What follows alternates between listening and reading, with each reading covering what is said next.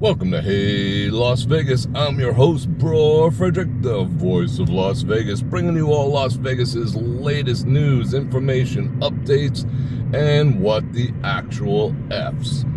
On today's episode, we're going to talk restaurant closures. There's been a slew, I don't know if you're paying attention, there's been a ton of restaurant closures. Some of them big, some of them small, but there is one in specific I want to talk about today, and that is the upcoming closure of Senor Frogs. And I suspect I know why they closed, but we'll see. Anyway, I just came from my local Walmart.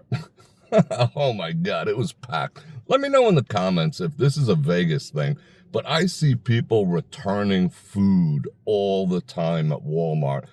Do you run out of money because you gambled it, or did people not show up for Thanksgiving? But I see it all the time. People waiting in line to return food. I don't think I've ever returned food in my life, except if it was bad. But anyway, that's not what we're here to talk about. We're here to talk about all the restaurant closures here in Las Vegas, on the Las Vegas Strip, and we'll get into it right after this.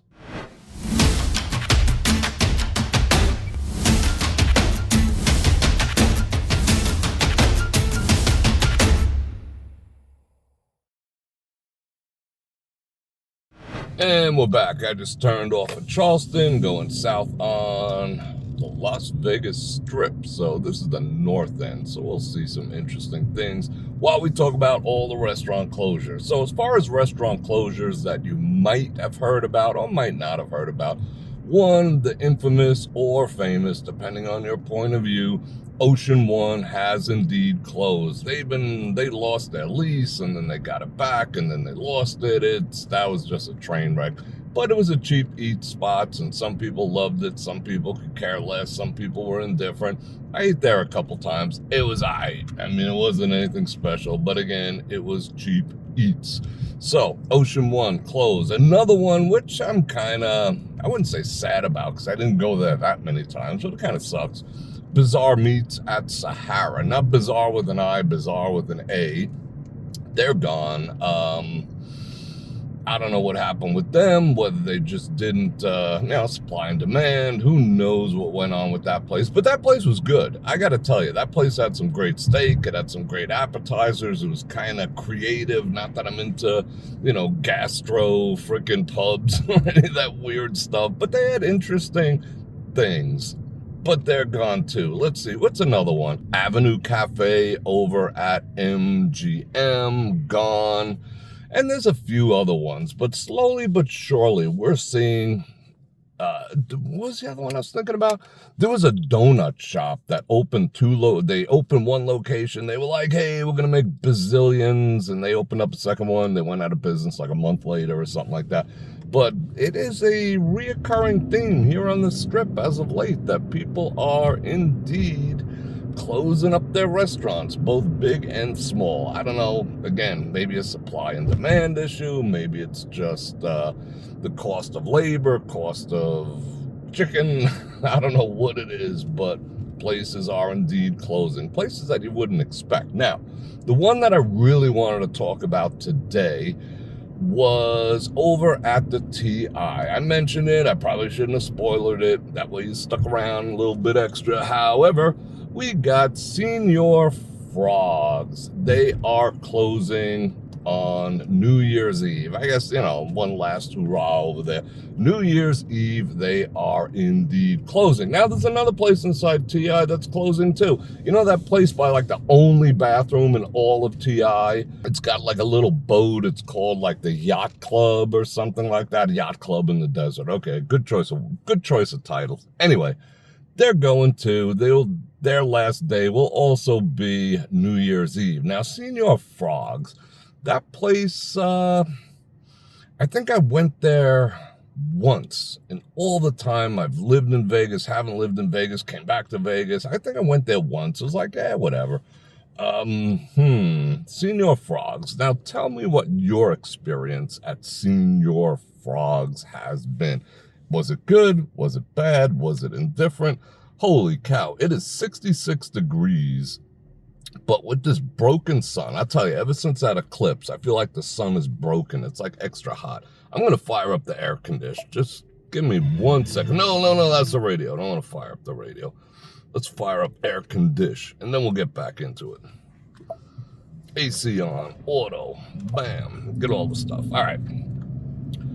Senor Frogs. Now, I have a sneaking suspicion. Oh, that's blowing loud. Hold on, let me lower that. Prepare next time, Bror Fredrik. It's 66 degrees. Who thought you'd have to put on the air conditioning? Anyway, Senor Frogs, let me know if you liked it or didn't like it. But I have a very specific question for you, what I want to know. Now, I have a theory. Senor Frogs decided in their infinite wisdom, and it's not just one, they have a few locations. They decided in their infinite wisdom that they were going to host, how can I say this without saying it? All right, how about this? They were going to host drag races. They host drag races. They have a drag race Sunday, and everyone goes and cheers for all the drag racers that are over there. You know, if drag racing's your thing, that's, could be of interest to you. But ever since they started hosting drag races over at Senor Frogs at TI, to me, from what I see, because I'm in TI maybe once a week, starting a live stream, doing whatever, I've been noticing them slipping hard. I don't see the foot traffic in there. I don't see the tables filled up. I've never been there, and I never would go there for a drag race because I would rather not make me throw up in my mouth. But anyway, you do you. Ever since they started doing those things, I just see them slowly going away. Now, their location, which is right on the Las Vegas Strip, that is prime restaurant. It is up for lease. So whether they got kicked out, whether they got surrendered, I don't know the story. So, I'm not, hey, lawyers, I don't know shit. So whatever, maybe someone will tell me in the comments. All I know is they are gone on New Year's Eve. But back to the drag racing. What?